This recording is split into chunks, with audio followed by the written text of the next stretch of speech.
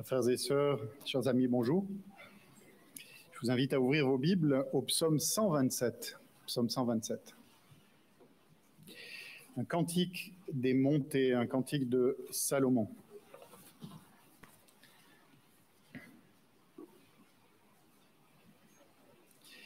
Psaume 127, à partir du premier verset donc. Si l'Éternel ne bâtit la maison, ceux qui la bâtissent travaillent en vain. Si l'Éternel ne garde la ville, ceux qui la gardent veillent en vain. En vain, vous levez-vous matin, vous couchez-vous tard, et mangez-vous le pain d'affliction. Il en donne autant à son bien-aimé pendant qu'il dort.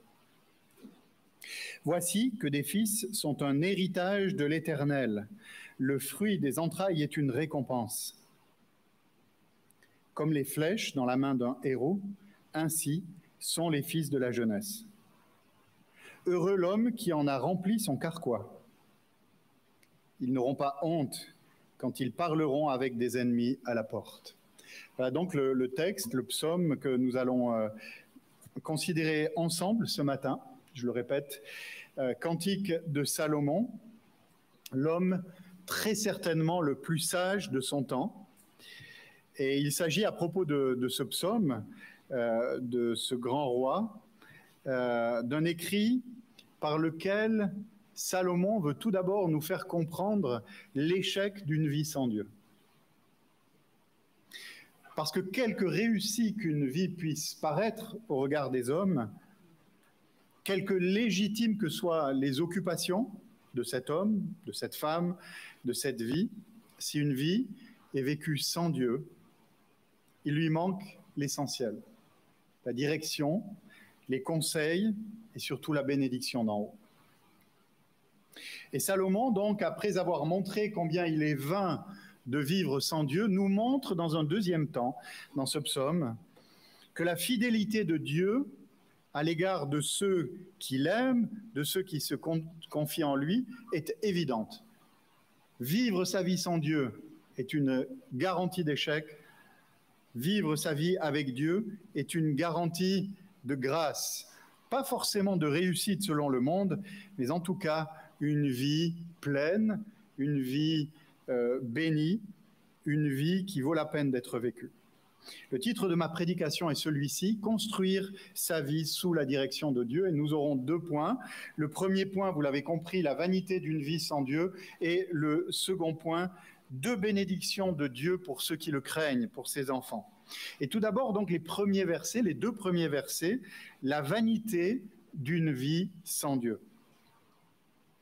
Et le psalmiste Salomon nous présente donc cette vanité d'une vie sans Dieu au moyen de 2 tableaux successifs. Premier tableau, si l'Éternel ne bâtit la maison, ceux qui la bâtissent travaillent en vain. Ce premier tableau nous laisse imaginer ceci. Différents corps de métier, architectes, maçons, menuisiers, plombiers, tout ce que vous trouvez dans le milieu du bâtiment.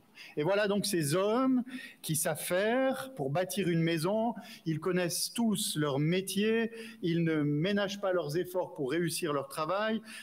Tout est fait d'un point de vue humain pour que cette construction soit une réussite, un véritable chef-d'œuvre, qu'elle tienne. Pourtant, selon Salomon, si l'Éternel ne dirige les travaux, quelle que soit l'expérience, les capacités de ces ouvriers, de ces artisans, eh bien, le travail sera infructueux.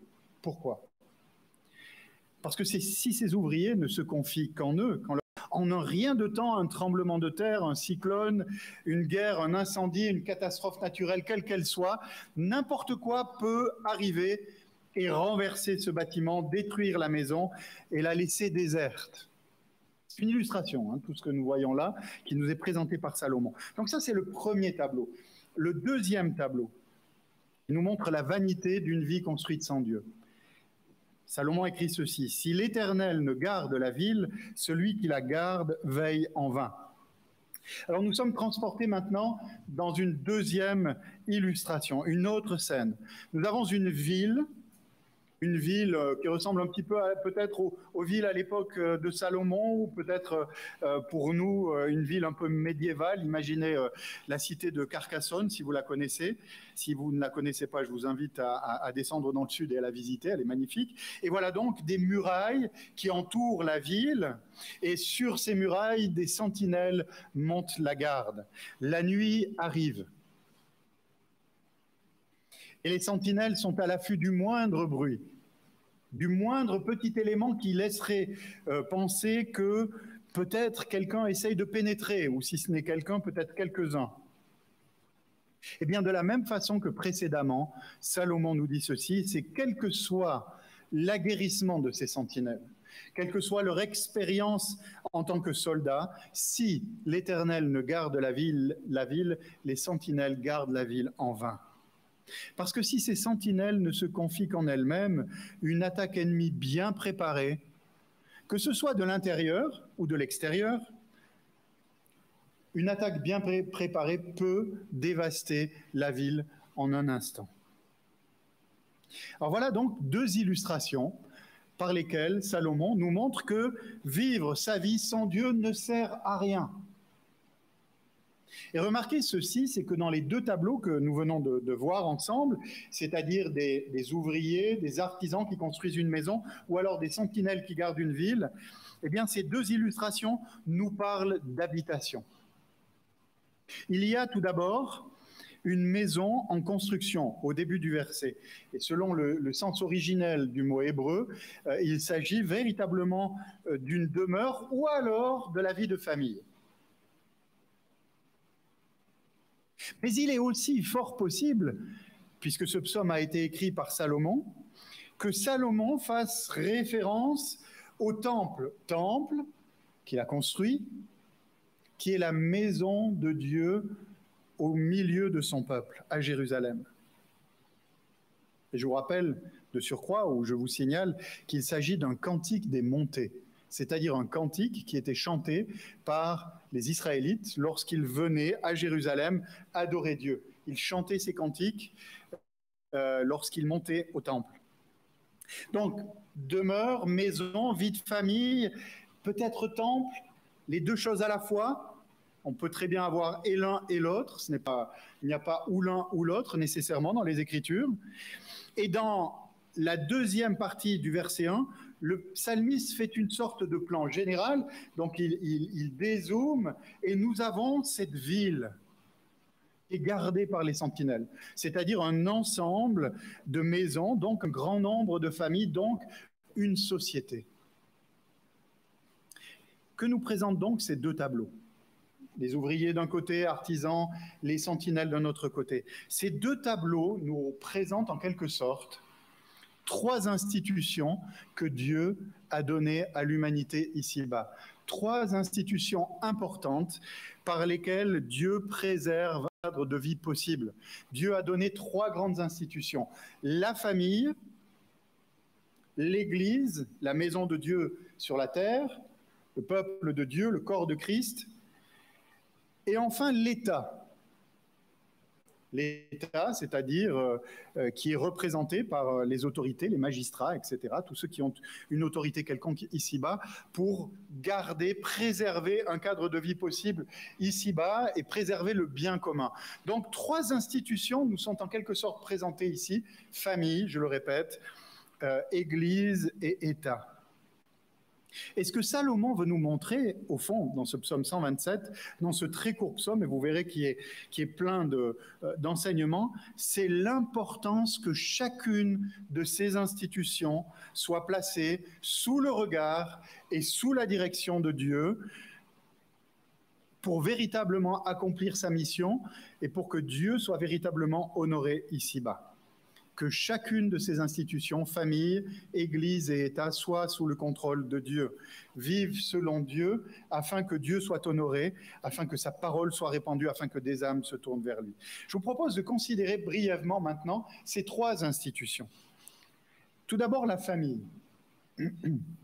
Si l'Éternel ne bâtit la maison, ceux qui la bâtissent travaillent en vain. Chers frères et sœurs, chers amis, si l'Éternel, si notre Dieu ne devient pas, n'est pas l'architecte, le constructeur de la vie de famille, eh bien celle-ci peut devenir plus ou moins rapidement une source d'amère déception.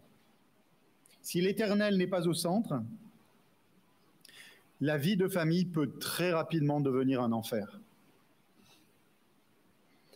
Et dans ce sens, lorsque Salomon écrit au début du verset 2, « En vain, vous levez-vous le matin, vous couchez-vous tard et mangez-vous le pain d'affliction », eh bien, il dénonce le défaut, pour ne pas dire la folie, de certains chefs de famille, ou je dirais chefs de famille hommes et femmes, qui veulent porter les fardeaux de la vie de famille seuls, sans s'attendre à Dieu.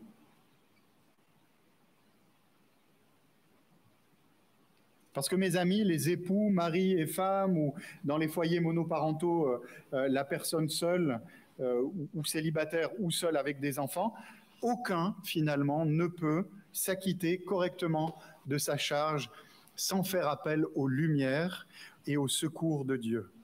Il est impossible, absolument impossible, de pouvoir assumer correctement ses responsabilités si Dieu n'est pas là au sein du foyer. Que vous soyez seul, que vous soyez à deux avec des enfants ou seul avec des enfants, sans Dieu, cela ne sert à rien.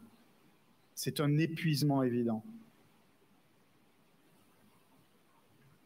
On peut dès lors affirmer ceci, c'est que si Dieu a rendu la gestion de la vie de famille si belle, mais aussi si difficile, de par l'importance de la charge, eh bien c'est très certainement, écoutez bien ce que je vais vous dire, parce qu'il veut partager avec nous cette responsabilité.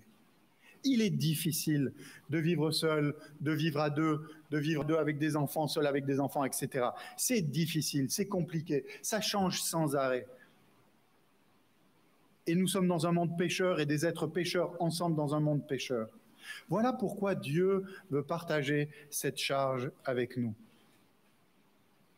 À propos de l'Église, je reprends ce verset. « Si l'Éternel ne construit la maison, ceux qui la bâtissent travaillent en vain. » Nous sommes la maison de Dieu. Certes, une manifestation petite et faible, mais réelle, de la maison de Dieu. Nous sommes le corps de Christ. Représentés ici dans ce quartier de la Servette, et nous ne sommes pas les seuls.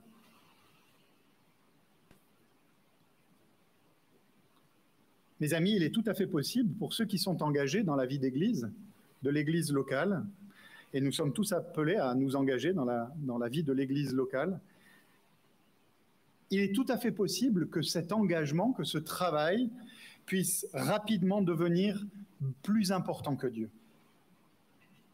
Plus important que les frères et sœurs, plus important que l'Église. La tyrannie de l'urgence, les multiples activités annexes que nous nous plaisons à organiser dans le monde évangélique, les structures, tant de choses qui sont plus ou moins essentielles et parfois moins que plus dans la vie d'Église, peuvent très rapidement prendre le pas sur l'essentiel étant l'intimité avec Dieu. Et je sais de quoi je vous parle. Ça fait pas mal d'années que je suis pasteur, et combien on peut s'activer, bouger, remuer, organiser, et que tout cela devienne une finalité en soi, mais l'on met gentiment Dieu de côté, en lui disant « laisse, on va s'occuper de ça ».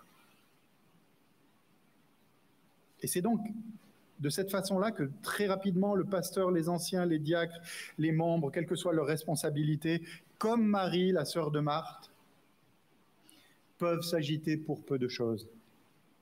Et je le répète, donner la priorité à ce qui est secondaire et oublier ce qui est essentiel, la relation avec Dieu. L'activisme dans l'Église locale est un ennemi insidieux qui va rapidement prendre le pas sur la prière personnelle, familiale, d'Église. Et c'est ainsi qu'il peut arriver il est arrivé, il arrive encore, que malgré un grand flot d'activité, eh bien, le chandelier soit ôté d'une église locale.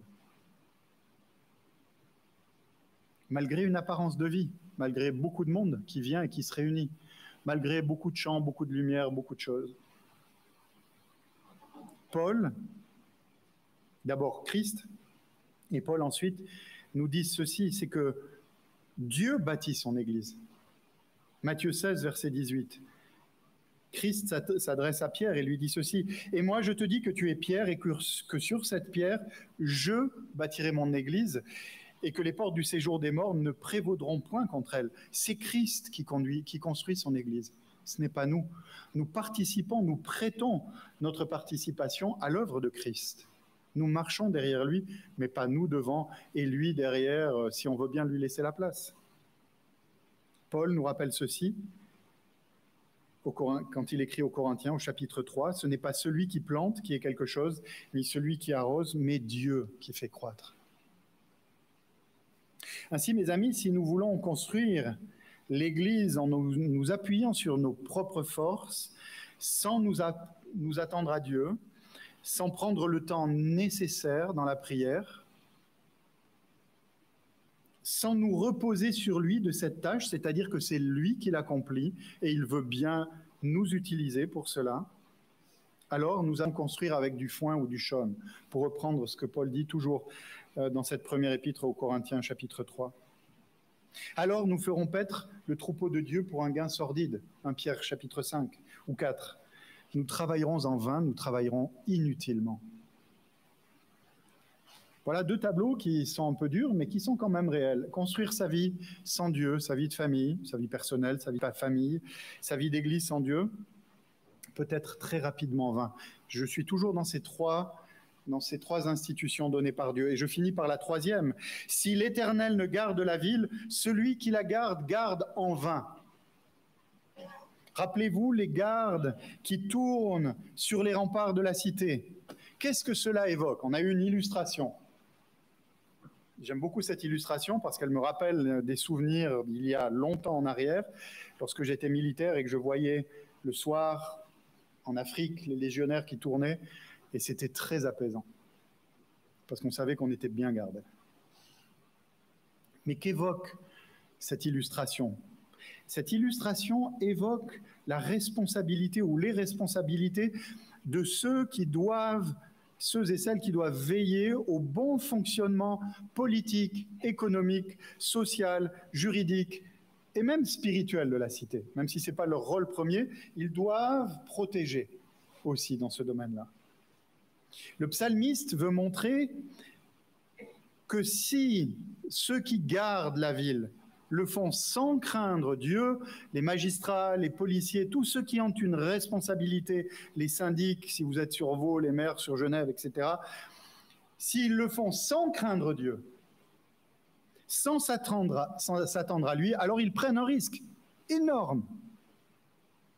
Parce que la cité, la ville ou l'État ne manquent pas d'ennemis, et nous le savons, qui agissent dans l'ombre et peuvent nuire rapidement à sa sécurité. Et dans ces cas-là, une grande muraille à l'époque de Salomon, une armée aguerrie, des politiciens courageux peut-être, des économistes brillants, des juges intègres, d'habiles diplomates, des ouvriers capables, ne pourront pas longtemps arrêter les assauts de ceux qui veulent détruire la ville ou le pays, si celui-ci n'est pas placé sous la direction de Dieu. En fait, c'est intéressant de prêcher un tel message après le 1er août, non? Le malheur, mes amis, aujourd'hui, et je suis bien placé pour le savoir en tant que Français, je suis franco-suisse, mais premièrement, d'abord français, initialement, bien qu'ayant vécu plus longtemps en Suisse. Le malheur, c'est qu'il arrive aujourd'hui que les ennemis se trouvent parmi ceux qui devraient protéger, justement. Garder la cité.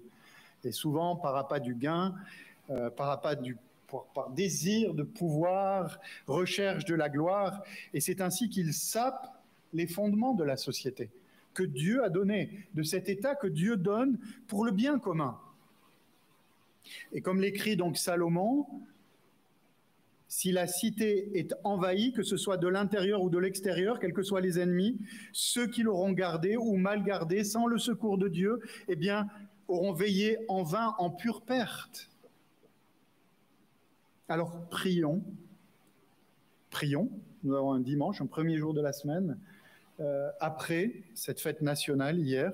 Prions pour que Dieu nous donne les hommes, les femmes incorruptibles, justes, courageux, droits, vrais, à la tête de nos communes, de nos cantons, de nos départements, de nos tribunaux, de notre police, de notre ou de nos armées, de nos médias,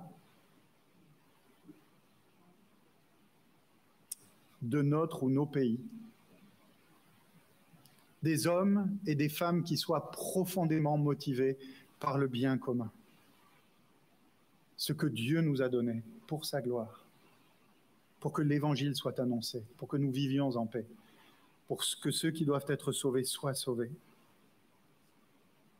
Donc nous venons de voir, chers frères et sœurs, que la vie de famille, que la vie d'église, que la vie de la cité, tout aussi légitime qu'elles soient, sont vouées à l'échec ou seront vouées à l'échec sans la bénédiction et le secours de Dieu. Et c'est pour cela que 3 fois le psalmiste nous dit « En vain, en vain, en vain ». Dieu n'est pas en train de condamner le zèle et le renoncement de ceux qui s'investissent dans ces institutions, bien au contraire. Et nous savons qu'il y a des hommes et des femmes qui s'investissent, qui ne craignent pas forcément l'Éternel, mais qui, selon la grâce commune de Dieu, s'engagent et se donnent au maximum pour le bien. Non, il n'est pas en train de dire, mais il n'y a pas besoin. Dieu n'est pas un Dieu d'anarchie, au contraire, c'est un Dieu d'ordre, et il a donné ces institutions pour qu'il y ait ce cadre. Mais ce que Dieu veut, et qu'il nous dit au travers de Salomon, ce que Dieu veut, c'est qu'il y ait des priorités. Il donne un ordre de priorité. Une chose doit précéder l'engagement. Si nous voulons que nos familles soient équilibrées, si nous voulons que nos églises croissent, ou plutôt que nos églises soient sanctifiées, parce que je crois que c'est ça le plus important d'abord, soient saintes à l'image de Dieu, que notre pays soit en paix. Une chose doit précéder l'engagement dans tous ces domaines, et cette chose, c'est la crainte et la dépendance de Dieu. Une attitude de soumission à lui et à ses préceptes. C'est ça le plus important. Et c'est ce que Dieu me dit régulièrement en tant que pasteur, et qui me conduit régulièrement à me demander est-ce que je suis à la bonne place.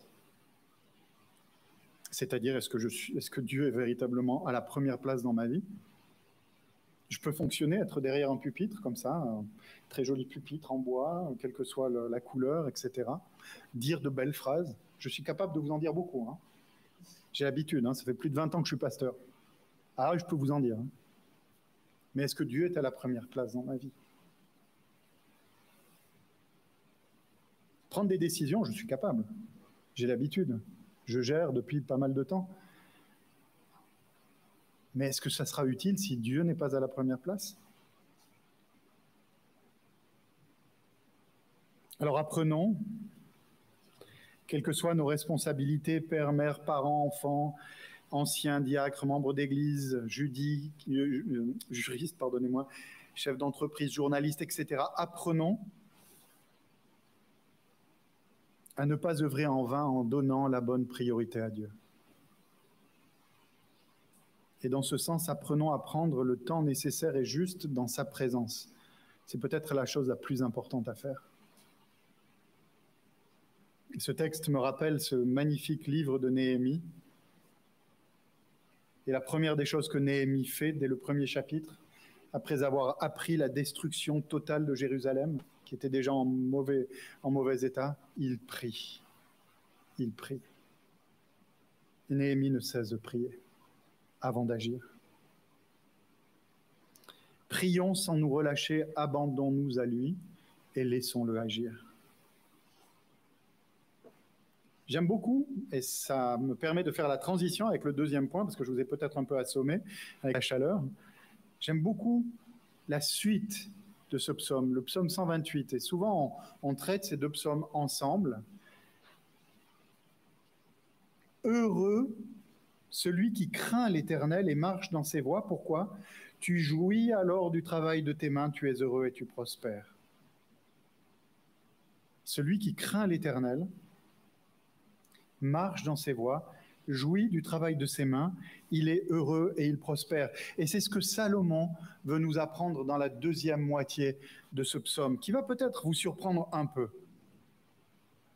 Deux bénédictions de Dieu pour ses enfants, pour ceux qui le craignent. Construire sa vie avec Dieu apporte deux grandes bénédictions. Et je répète, eu égard à ce que nous venons de voir, dans un premier temps, on est quand même surpris. Première bénédiction, il en donne autant à son bien-aimé pendant qu'il dort. Vous allez voir, on est surpris, mais finalement, les choses se retrouvent. Il en donne autant à ses bien-aimés pendant qu'il dort. Alors, ces paroles ne sont pas un engagement à la flemme, à la paresse, mais plutôt une exhortation à la foi. Ce que Salomon veut dire dans ces paroles, c'est que lorsqu'un chrétien qui se confie en Dieu s'endort à l'issue de sa journée de travail, après un labeur épuisant, lorsqu'il s'endort, il peut le faire paisiblement, en toute confiance. Pourquoi? Parce qu'il peut compter sur son Père céleste. Il peut compter sur Dieu dont il est dit dans les psaumes justement qu'il ne sommeille ni ne dort. Dieu s'occupe alors des affaires de son serviteur et il va lui préparer à son insu des délivrances. Il va le renouveler afin que le lendemain, lorsqu'il se réveillera, il ait les forces nécessaires pour faire face à sa tâche journalière ou à ses soucis. Cela ne signifie pas qu'il va forcément le délivrer de tous ses ennemis, etc., mais il lui donnera la force, les moyens d'assumer, de porter la charge. Rappelez-vous dans ce sens, et à titre d'illustration, en parlant du sommeil qui devrait être le nôtre, qui devrait être paisible, qui n'est pas toujours facile à trouver dans les temps de crise, eh bien souvenez-vous dans ce sens de Pierre en Acte 12. Il est prisonnier. Il est dans une cellule. Il sait très bien ce qui va lui arriver le lendemain. Il sera décapité, comme Jacques, son compagnon, frère de Jean. Or, que fait Pierre dans cette cellule? Est-ce qu'il pleure, gémit, supplie Dieu, perd tout contrôle de lui-même? Eh bien non. Pierre dort. Et il dort tant et si bien que lorsque l'ange vient le délivrer, il doit le frapper au côté pour le réveiller et lui dire qu'il faut qu'il s'en aille. Belle illustration de la foi, de la confiance en Dieu. Et c'est ainsi, chers frères et sœurs, que quelles que soient nos responsabilités, quelque oppressantes qu'elles puissent être, nous n'avons pas besoin de nous angoisser durant la nuit. Je dis cela, et pourtant j'y arrive pas. Ou difficilement. Je ne dis pas que j'y arrive pas tout le temps, mais difficilement. Et pourtant, c'est ce qui est écrit.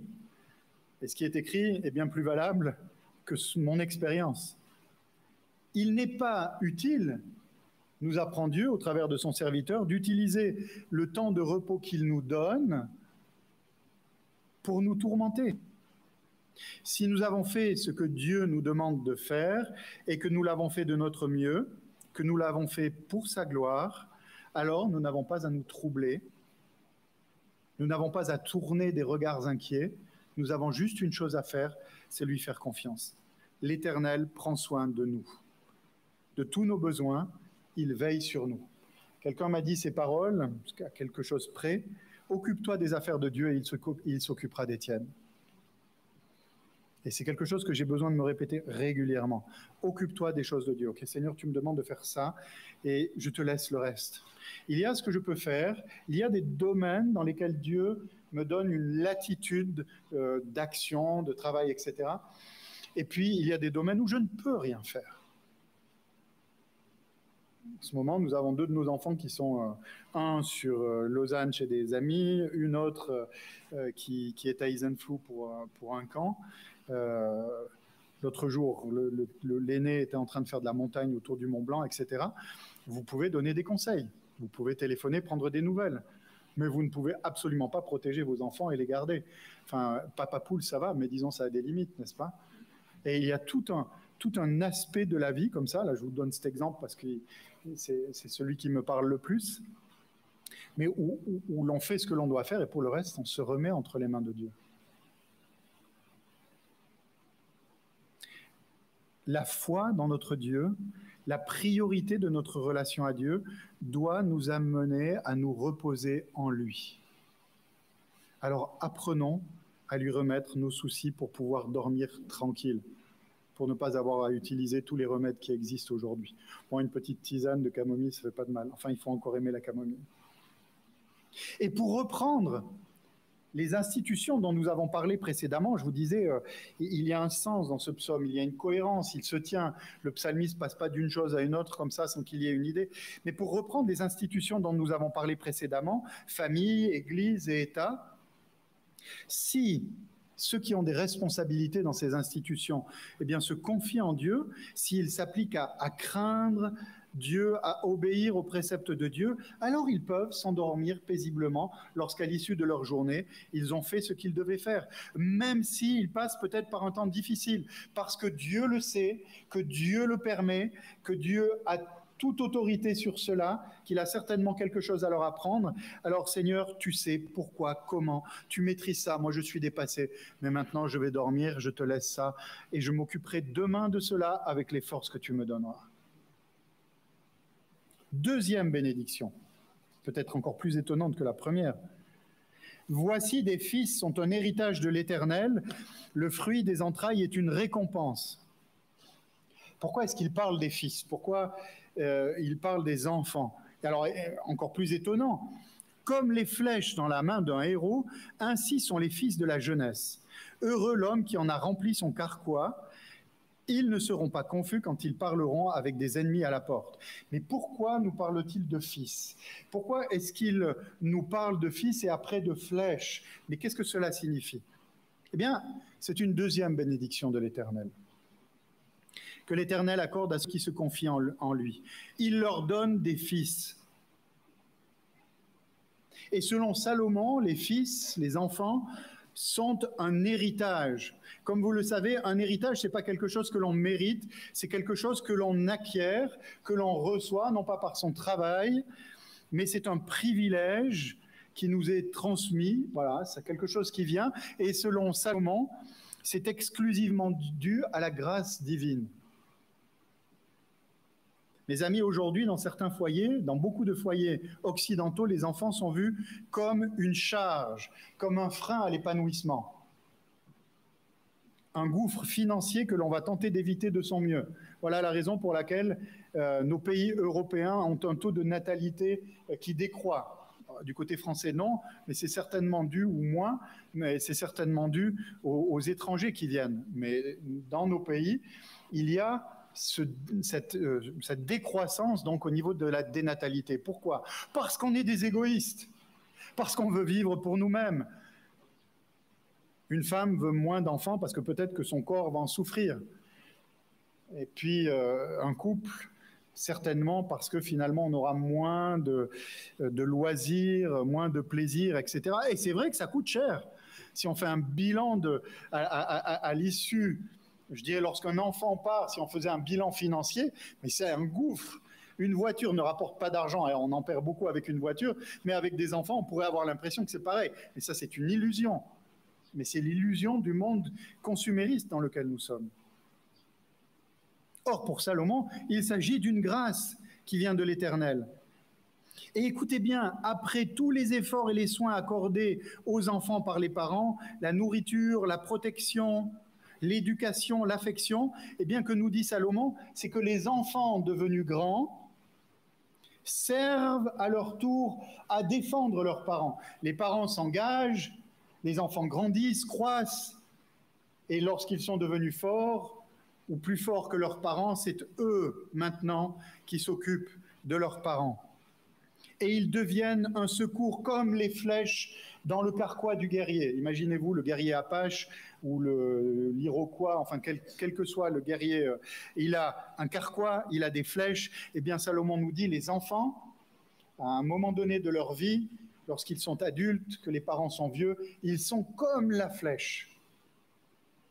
Il y a beaucoup de flèches dans le carquois d'un guerrier, il a intérêt. Et les flèches, il nous dit Salomon, sont efficaces, elles transpercent, elles sont dociles. Dans la main de l'archer, elles vont exactement là où l'archer a visé. Elles sont empressées à faire ce que l'archer veut. Elles volent vers leur cible, nous dit Salomon. C'est intéressant cette illustration. Les enfants sont comme ces flèches dans le carquois. Et c'est ainsi, nous dit le psalmiste, que les parents n'ont rien à redouter.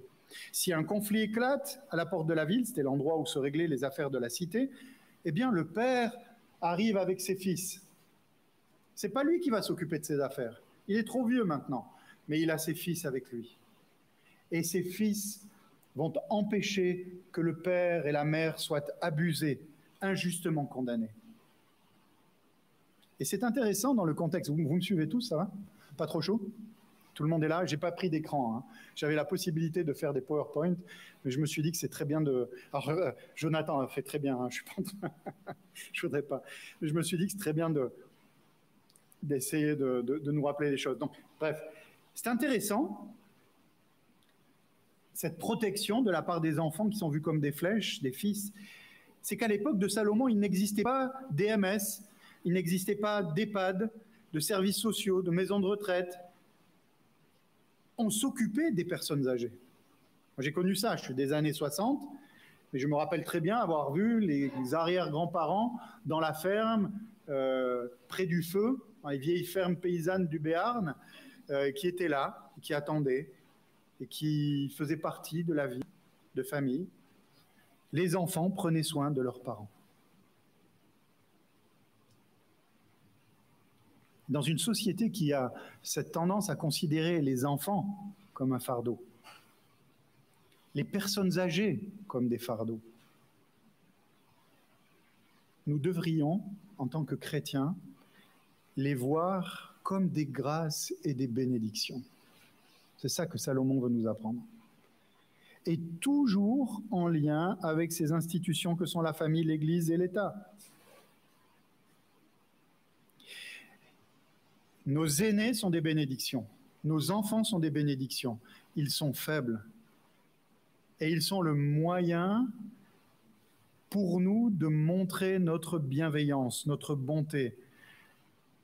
Les plus faibles nous sont donnés pour que nous nous occupions d'eux. Pardonnez-moi. Les plus faibles sont donnés à l'Église pour que l'Église s'en occupe et qu'elle soit un témoignage alentour pour montrer, regardez la réalité de l'amour chrétien. Cette réalité se montre dans la façon qui est la nôtre de nous occuper de nos enfants et de nous occuper de nos aînés. Dans une société où on n'en veut plus, ni de l'un, ni de l'autre. Les enfants, pour revenir à eux, ne sont pas une calamité, ne sont pas des boulets à traîner, mais une bénédiction, un héritage qui est donné par l'Éternel. Et cette grâce, et là je parle pour ceux qui n'ont pas d'enfants, parce que vous pouvez, si vous n'en avez pas, vous dire, mais est-ce que ça me concerne? Peut-être, nous n'en avons pas, et c'est difficile. Eh bien, les enfants sont une bénédiction, et cette bénédiction ne se limite pas aux parents, elle se répand. Elle se répand sur l'Église et sur le pays. Et les enfants qui sont les nôtres, ceux dont on nous parlait tout à l'heure, à Isenflou, etc., ceux qui sont dans votre Église, sont ceux qui prendront soin de leurs parents plus tard, mais aussi de l'Église et de la cité, du pays. Ils seront le sel et la lumière dont nous avons besoin, en famille, en Église et au niveau du pays. Une Église, une famille, une Église, un pays qui reçoit des enfants reçoit un héritage, une bénédiction de Dieu qui aura des répercussions évidentes sur la vie. Vous n'avez pas d'enfants? Vous n'avez plus d'enfants? Oui, vous avez des enfants, ceux qui sont dans votre Église. Et vous avez le devoir, et nous avons le devoir de prier pour eux, de nous occuper d'eux, de les enseigner à l'école du dimanche. Les parents ont le devoir de s'occuper de leurs enfants, ont le devoir premier de les enseigner selon les Écritures. Combien de parents, j'étais responsable de la JAP Suisse, combien de parents se pensaient que c'était la responsabilité du groupe de jeunes ou des camps de s'occuper de la foi de leurs enfants? Non, c'est leur responsabilité première. Et le travail jeunesse vient compléter ce qui est fait. Nous avons cette responsabilité d'enseigner. Nous avons cette responsabilité de porter, de prier, de soutenir les familles. Et c'est la même chose au niveau de l'État. C'est une responsabilité d'enseigner, de prendre soin des générations qui viennent, de transmettre les valeurs chrétiennes, le sens de la justice, de l'obéissance, du respect, de favoriser le bien et de rejeter le mal.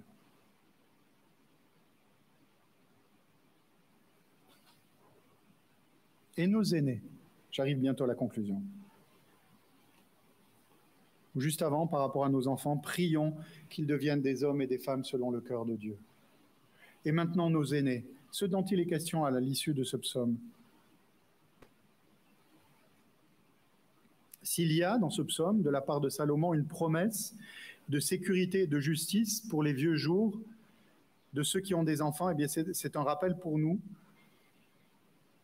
qui avons encore des parents. J'ai encore mes parents, j'ai passé la cinquantaine, mais par la grâce de Dieu, j'ai encore mes parents.